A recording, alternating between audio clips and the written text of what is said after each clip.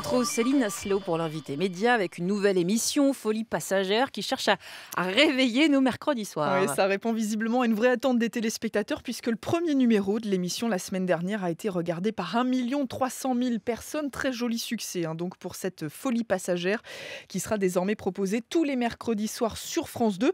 Alors c'est pas très facile de décrire ce programme qui est un peu talk show, un peu cabaret, qui tient en tout cas sa promesse, être une surprise permanente avec des invités, des humoristes, des sketchs, des chansons, des défis inattendus. Allez, pour vous donner une idée, la semaine dernière, on a eu le droit à ça.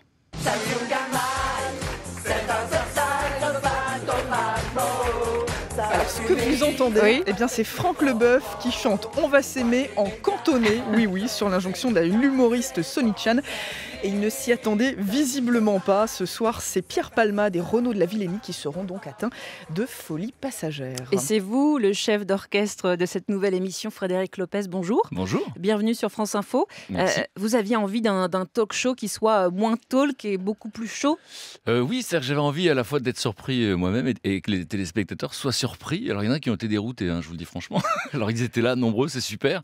J'espère qu'ils seront là ce soir parce qu'on va découvrir Renaud Lavillenie, ce champion olympique qui nous dit en début d'émission, j'ai dit, est-ce que vous avez le sens de l'autodérision? Il dit un petit peu. Bon, et franchement, il l'a beaucoup.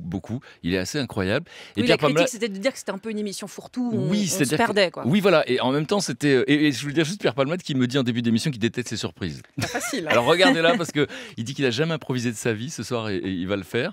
Et il était très heureux à la fin. Donc c'est vrai que les gens sont déroutés, c'est un peu l'objectif. Et le lendemain de cette première, si on m'avait dit, ouais, mais enfin c'est du déjà vu, j'aurais été triste à mourir. Donc le fait que les gens étaient un peu déroutés, ça me plaisait. Puis j'ai entendu tout ce que les gens pouvaient dire. C'est vrai qu'il y avait beaucoup de personnages autour de moi. Alors c'est comme dans certains romans ou des séries, on ne se rappelle pas de tous les prénoms dès le premier épisode. Mais c'est vrai qu'il y avait un enthousiasme et surtout une générosité. Et de la part des invités, et puis de la part de tout ce qu'on avait voulu faire. C'est-à-dire que, voilà, vous l'avez vu, on fait des chorégraphies, on chante, on danse, c'est des heures de répétition. Donc on a essayé de rendre les gens heureux. C'est tout ce qu'on voulait en fait. Mais c'est difficile parce que ça tient beaucoup quand même au casting, aux invités, parce qu'ils doivent jouer le jeu. Effectivement, il faut qu'ils acceptent d'être déroutés, d'être surpris dans une émission de télévision. Vous êtes sûr qu'ils vont tous accepter le principe de l'émission? Non, c'est comme dans la vie, je suis pas sûr du tout. Et c'est pour ça que je rappelle le principe pour ceux qui découvrent. Donc c'est vrai que je vais célébrer des gens que je trouve inspirants. Ce sont des artistes, parce qu'un monde sans artistes, ce serait triste. Les champions, parce que quand vous les rencontrez, vous avez envie d'être amis pour la vie avec eux. Des scientifiques, parce que c'est vrai qu'au CNRS, ils sont formidables. Au Collège de France, mais on les applaudit pas toujours. Donc moi, j'ai envie de les mettre dans la lumière. André Braic, un astrophysicien célèbre, avait dit « Le savoir est le meilleur rempart contre la violence ». Donc ça me plaît d'avoir ces gens-là dans la lumière. Et puis, il y a des Français qui rendent le monde plus beau. Et ça, c'est extraordinaire. C'est la seule standing ovation de l'émission. Ce sont des gens qui sont anonymes souvent et qui font des choses incroyables, qui sauvent des vies. Et ce mélange-là me plaît parce que dans la vraie vie, c'est ça que j'aime. J'aime passer du temps avec les artistes et aussi avec les gens formidables.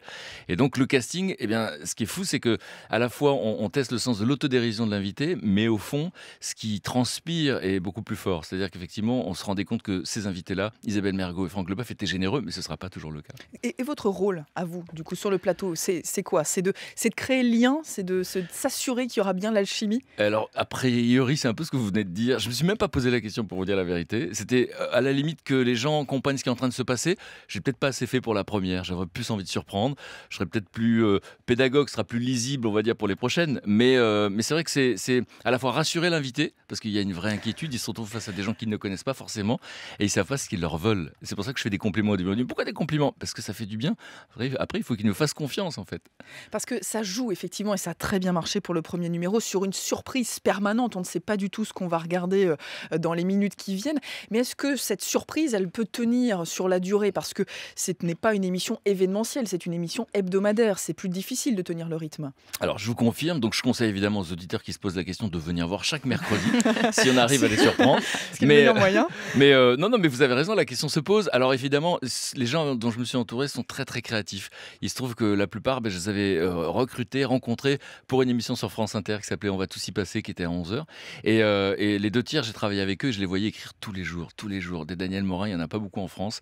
Et ce sont des gens assez impressionnants. Vous les quittez à 2h du matin à la fin d'une soirée. Le lendemain matin, ils vous ont écrit un truc, vous ne savez pas quand ils ont écrit. Donc non, ce sont des gens très, très créatifs et qui vont vous surprendre. où allez-vous chercher l'inspiration pour cette nouvelle émission? Parce que ça rappelle un petit peu les late shows à l'américaine. C'est un petit peu ça qui vous a inspiré? Pas vraiment. Vous savez comment je me suis toujours obligé à ne pas trop regarder la télévision pour pas être influencé. Vous avez remarqué quand il y a une émission de cuisine sur la 6, il y en a une sur la 1 qui arrive. Donc j'essaie de pas être influencé par ce qui existe, c'est malgré nous. Et donc en fait, je vais à l'intérieur de moi et je me dis quelle émission j'aimerais voir aujourd'hui. Et j'avais envie de quelque chose de léger et profond. Léger et profond, tout un programme. Et ça va très bien démarrer la semaine prochaine. Donc on vous souhaite la semaine dernière, pardon. Donc on vous souhaite Et la semaine prochaine, ça va cartonner, vous avez raison. C'était une prophétie. Merci beaucoup Frédéric Lopez. Folie passagère, c'est tous les mercredis soirs à 22h20 sur France 2. Merci beaucoup d'avoir été l'invité média de France Info. Merci.